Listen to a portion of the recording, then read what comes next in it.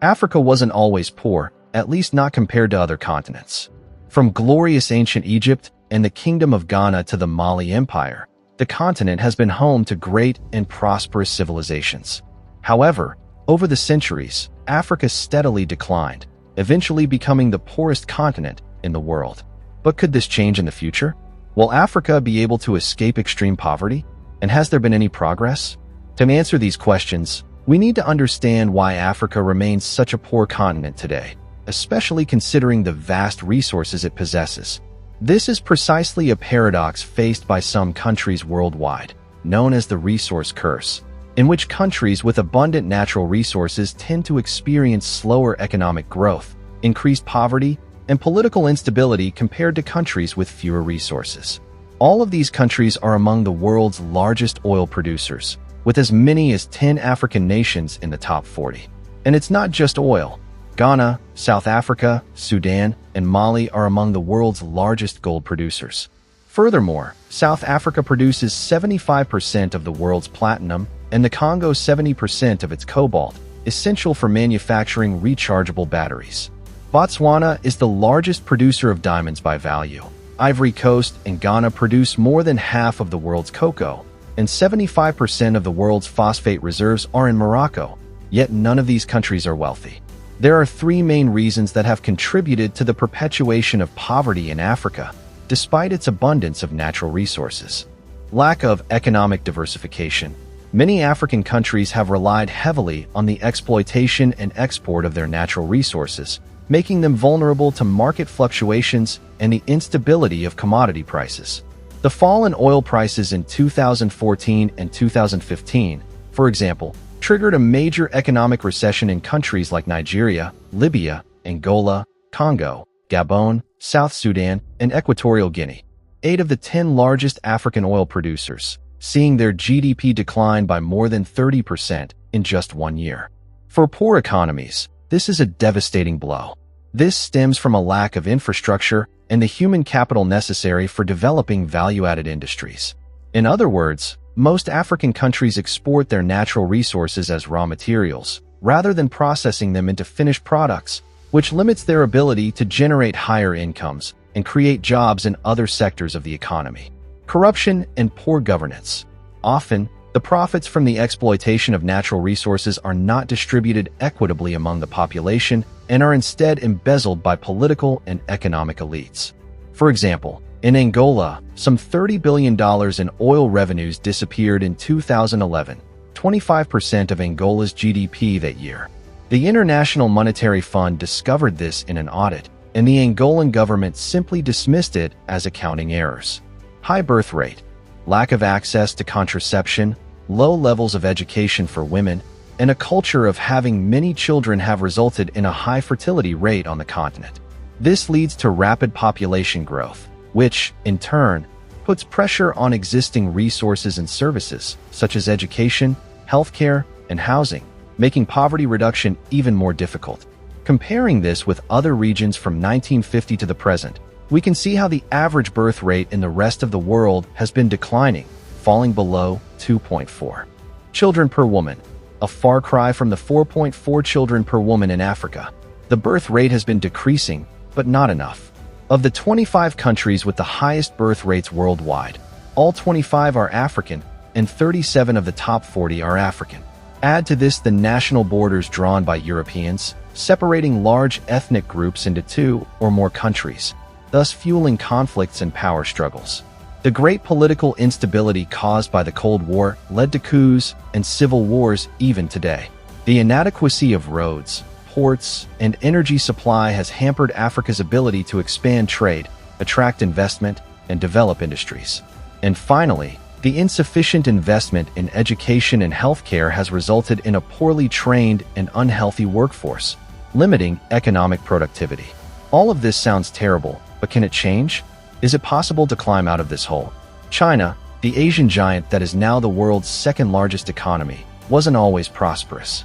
In the mid-20th century, China was one of the poorest countries in the world, with a per capita income lower than that of many African nations. But in just a few decades, it managed to transform itself into a global economic power. How did it do it?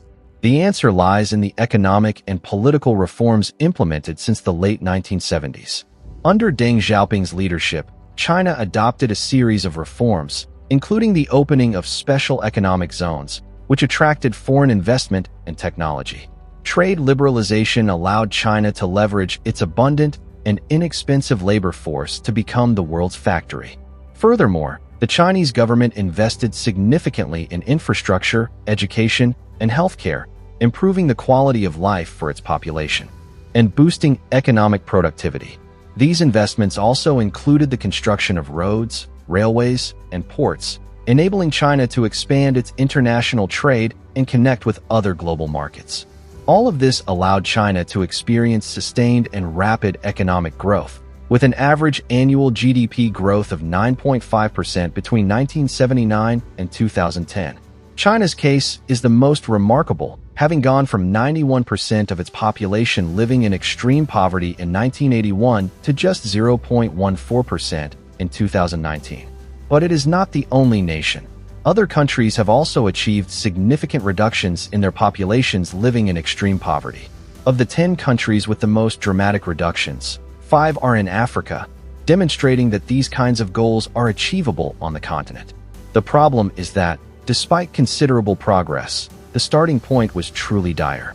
Currently, 40 of the 50 countries with the highest percentage of their population living in extreme poverty are in Africa. The same situation occurred with China's GDP per capita. After the resounding failure of the Great Leap Forward, in 1962 China ranked 12th from the bottom in terms of GDP per capita out of the 108 countries for which data is available. Currently, while not a wealthy nation, it ranks 62nd, with 133 countries behind it. African countries, of course, occupy the lowest positions, with 26 of the 30 poorest countries on the continent. But there are success stories. Ethiopia was the poorest country in the world between 2000 and 2002, with an average income of around $120 per year. But since then, they have managed to increase that figure eightfold to $925 in 2021, and are now the 24th poorest country. Rwanda. In 1994, Rwanda was in a terrible state after the genocide perpetrated in the country, where 12% of the population was killed. That year it was the second poorest country in the world behind Burma, but today it ranks 19th from the bottom, having increased its income sevenfold. Botswana. In 1960, Botswana had an annual income of $59, making it the 6th poorest country in the world, and today it has managed to increase its annual income 115-fold, now being the 6th richest country on the continent and enjoying a higher GDP per capita than countries like Peru, Albania, or Colombia. So, if there are African countries that have made such progress in terms of extreme poverty and GDP per capita, how did they do it?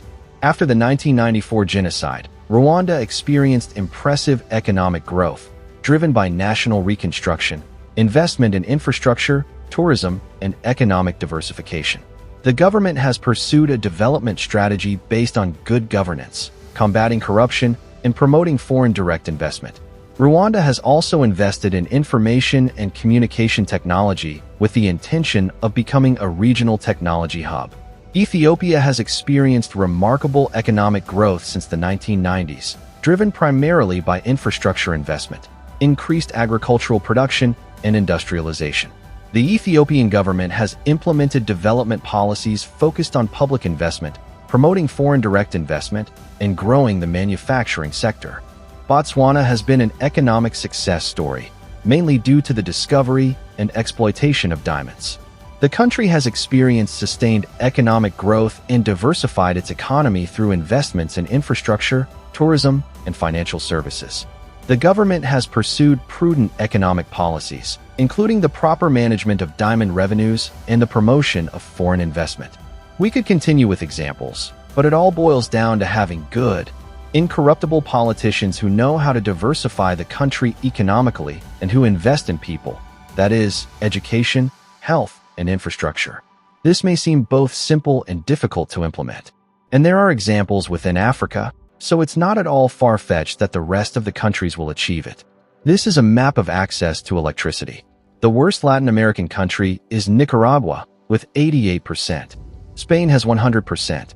Almost everyone is doing well, except Africa. In South Sudan, only 7% have access to electricity. In this respect, there is still much work to be done. And this is a map of the urban population. Africa stands out again, this time alongside the Indian subcontinent, with a large rural population. In Burundi, for example, only 14% live in cities. That is to say, there is a lot of room for improvement. But there is something that is already being done well: school enrollment. Mali has gone from 19% in 1990 to 78% in 2010. From almost no one to almost everyone. Malawi, from 48% to 100%. And so are the trends in all African countries. They have all invested heavily in this issue. Consequently, literacy rates continue to rise. And this has an immense impact on the continent. This is the United Nations growth forecast for the African continent. This is the average, the upper range, and the lower range. If the rate of social development, particularly girls' education, remains unchanged, the African population will be as large as the United Nations estimates, nearly 5 billion by 2100. But with average development, the population would then be around 3 billion. And with high development, the population would even begin to decline by the end of the century, falling below 2 billion. Estimating when Africa might escape extreme poverty is complicated due to the differences between countries and the economic and political variables involved. However, if effective measures are taken and sustained over time, significant results in poverty reduction and economic growth could be seen on the continent within 2 or 3 decades, just as happened with China. Africa has a young and growing population, abundant natural resources, and enormous potential in sectors such as agriculture, technology, and renewable energy. This is a map of solar energy potential. Africa is, quite literally, the best continent for it.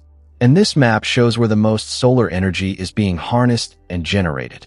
And as you can see, here it's the complete opposite. Africa is the worst continent in terms of generation. This resource is not being utilized at all. And while it is unlikely that Africa will displace China as the world's factory, the continent could specialize in the production and export of agricultural products, low-cost manufactured goods, and technological services. Africa has proven to be a hotbed of innovation in the technological field, as exemplified by Jumia, the Amazon of Africa, or M-Pesa, a mobile payment service similar to Bizum in Spain.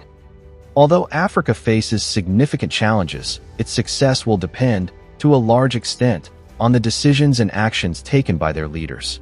This is a map from 1987. The redder the area, the more autocracy, and the bluer the area, the more democracy.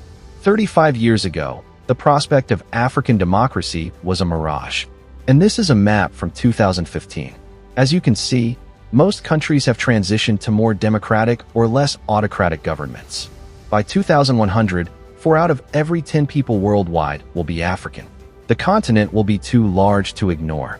And if those at the top think about those at the bottom, Africa can emulate the success that China has achieved in recent decades. What about you? Do you think Africa will one day prosper in every way? Share your answer in the comments and subscribe for more videos like this.